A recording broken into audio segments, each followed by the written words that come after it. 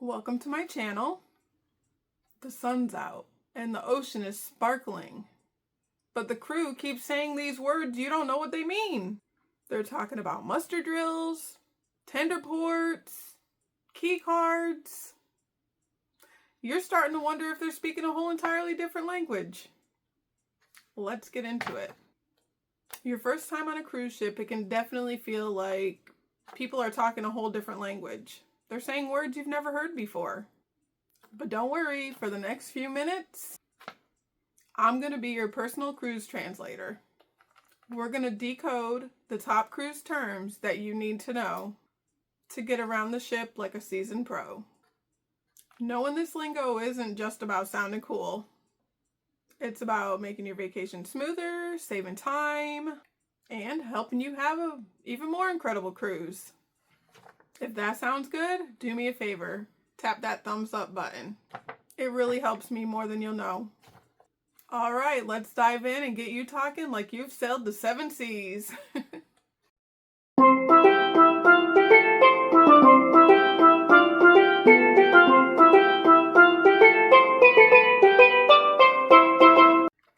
First, we're going to start with a little bit of basic navigation.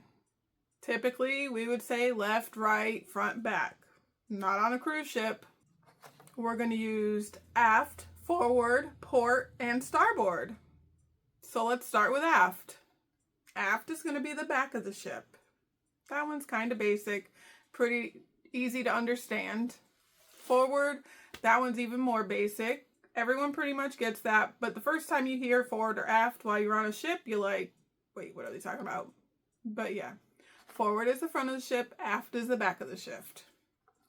Now, port and starboard, that's going to be your left and your right side of the ship. And the easiest way to remember the difference, port has 4 letters, left has 4 letters. The port side is the left side. Or sometimes I like to call it the driver's side for us here in America. Starboard is going to be the passenger side of our vehicle, or the right side. Now it can get even a little more confusing because they also call the front and the back the bow and the stern. The front of the ship is the bow, the rear of the ship is the stern. So the front, the bow is the forward or bow, and the back is the aft or stern. So there's a few more words to learn. Our last directional term is going to be midship, and it means exactly what it sounds like, the middle of the ship. But if you ask someone where the coffee shop is, they might say, on deck 4 midship. Or where's the seafood shack? That's on deck 9 aft. So just simple things like that. All right, now for a little bit about life on board. I'm sorry to tell you, but the place where you sleep and your bed and all your belongings are, it's not your room. It's your cabin or your stateroom. And the person that's going to take care of your cabin or stateroom is not a housekeeper. They're called a cabin steward or a stateroom steward. Now, the first time I got on a ship, we asked, where do we go to lunch? And they told us the lido deck. And we're like, what in the world is the lido deck? So they're like, okay, go up to deck, I'm going to say 9. Typically on most ships, it's on 9, except for these larger ships. It's a little higher up. But the lido deck is typically where you're going to find the pool, the buffet, and where all the fun's going to happen. Now, as soon as you get on the ship, they're going to want you to go do your muster drill. Muster, not mustard. Not like the yellow stuff you put on a sandwich. Muster. That's where you're going to go to know where you need to go in the event of emergency. If you ever needed to get on a lifeboat, they're going to show you how to put your life jacket on and show you where you need to be if an emergency ever came about. So make sure as soon as you get on the ship, grab your first drink, get your lunch, drop your stuff in your room, go do that muster drill. The ship will not sail until everyone has done it. When you start pulling up to different ports, they're going to say you need to go to the gangway. The gangway is going to be down on one of the lower decks, either 1 or 2, and that's where you're going to get on and off the ship while you're at different ports of call. Pier runners.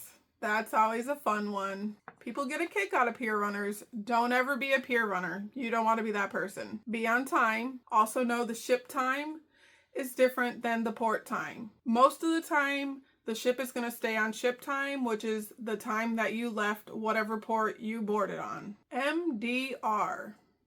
MDR is a term they use for the main dining room. That one's pretty basic, but the first few times I heard it, I'm like, what the heck's MDR? But that's the main dining room. It's where you're going to probably go every night to eat. So we'll see you at the MDR. And there you have it. From finding yourself around from port to starboard side, forward to aft, you've learned some lingo. There's still many more to go, but this is just a good start to get you going on your first cruise. Knowing this language of the sea really helps to transform your vacation. It gets rid of confusion and lets you focus on the fun and the relaxation. And I forgot the adventure. So you're not a tourist anymore. You're an insider. Now I want to hear from you. My seasoned cruisers that are watching, what's some more lingo that we should touch base on? What did I miss? And for you first timers, what was the most helpful? What term do you think you're gonna use the most? Drop a comment below. I love reading all the stories and tips. I learn new stuff every day, every cruise, every day. And if you found this video helpful, don't forget to hit the like button, subscribe, and turn on that bell. Stay tuned for more cruise tips, tricks, and secrets that will help you have a better cruise vacation. Thank you so much for watching. Happy cruising!